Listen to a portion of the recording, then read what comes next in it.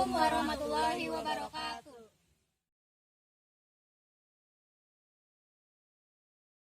Madiun 1948.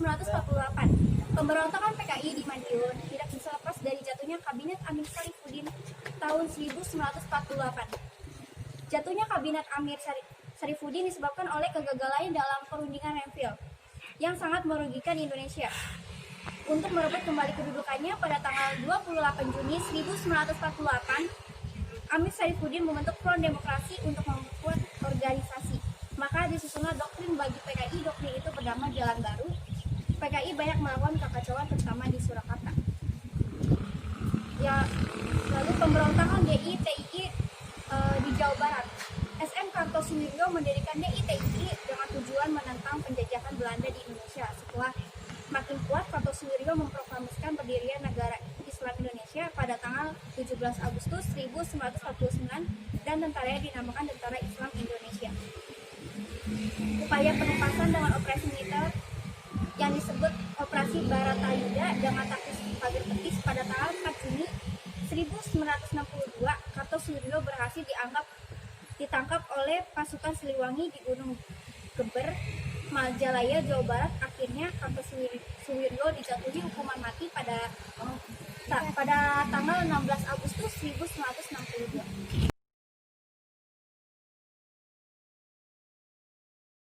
DI-TII Jawa Tengah.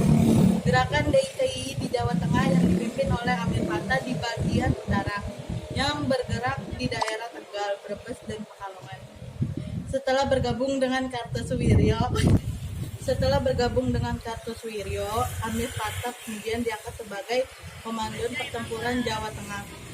Menghancurkan gerakan ini Januari 1950 di Tentara Islam Indonesia.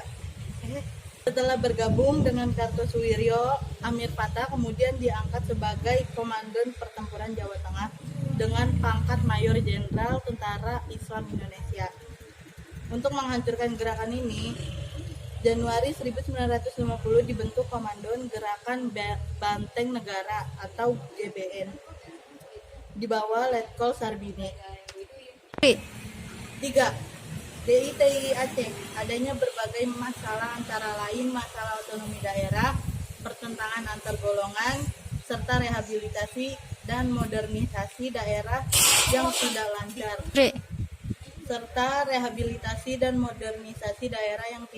Menjadi penyebab meletusnya pemberontakan DI-TII di Aceh. Gerakan DI-TII di Aceh dipimpin oleh Tengku Daud Beure yang pada tanggal 20 September 1953 memproklamasikan daerah Aceh sebagai bagian dari negara Islam di Indonesia di bawah pimpinan Kartosuwiryo. Udah.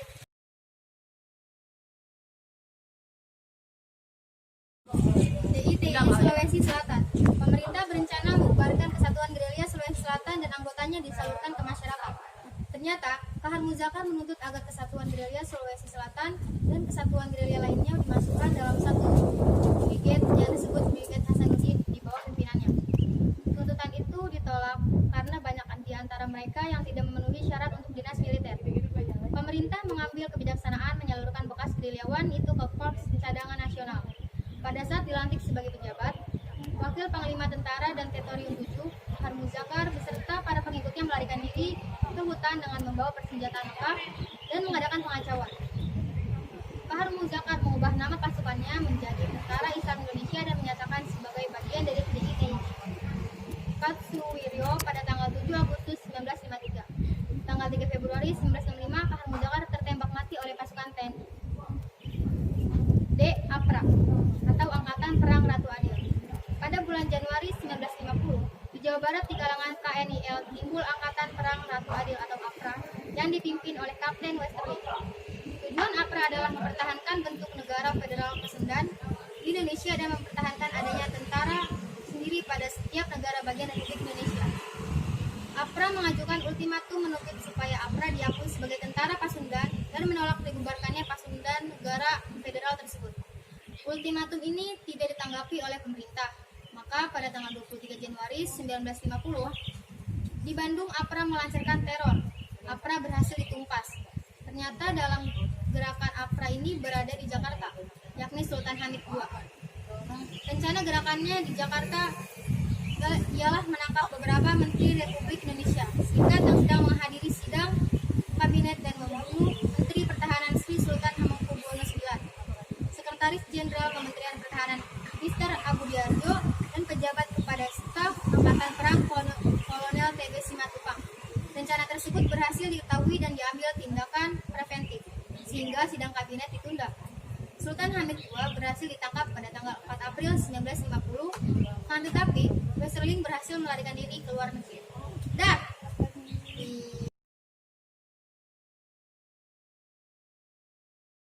RMS atau Republik Maluku Selatan. Pada tanggal 25 April 1950, di Ambon diproklamasikan berdirinya RMS yang dilakukan oleh Dr. Sumokil, mantan Jaksa Agung Negara Indonesia Timur. Namun setelah gagalnya gerakan itu, ia melarikan diri ke Maluku Tengah dengan Ambon sebagai pusat kegiatannya. Untuk itu, pemerintah mengutus Dr. Limena untuk mengajak berunding. Misi Limena tidak berhasil karena RMS menolak untuk berunding. PRRI atau Pemerintah Revolusioner Republik Indonesia. Munculnya pemberontakan PRRI diawali dari ketidakharmonisan hubungan pemerintah daerah dan pusat. Daerah kecewa terhadap pemerintah pusat yang dianggap tidak adil dalam alokasi dana pembangunan. Kekecewaan tersebut diwujudkan dengan pembentukan dewan-dewan daerah seperti berikut. Yang pertama ada Dewan Banteng di Sumatera Barat yang dipimpin oleh Letkol Ahmad Hussein. Yang kedua terdapat Dewan Gajah di Sumatera Utara yang dipimpin oleh Kolonel Maludin Simbolan. Yang ketiga terdapat Dewan Garuda di Sumatera Selatan yang dipimpin oleh Letnan Berlian. Dan yang keempat terdapat Dewan Mangungi di Sulawesi Utara yang dipimpin oleh Kolonel Vence Sumual.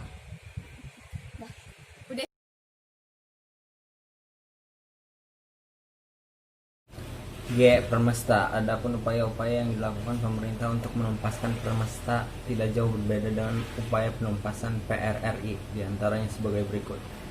1. Memecat anggota tentara yang terlibat. 2. Melancarkan operasi militer gabungan.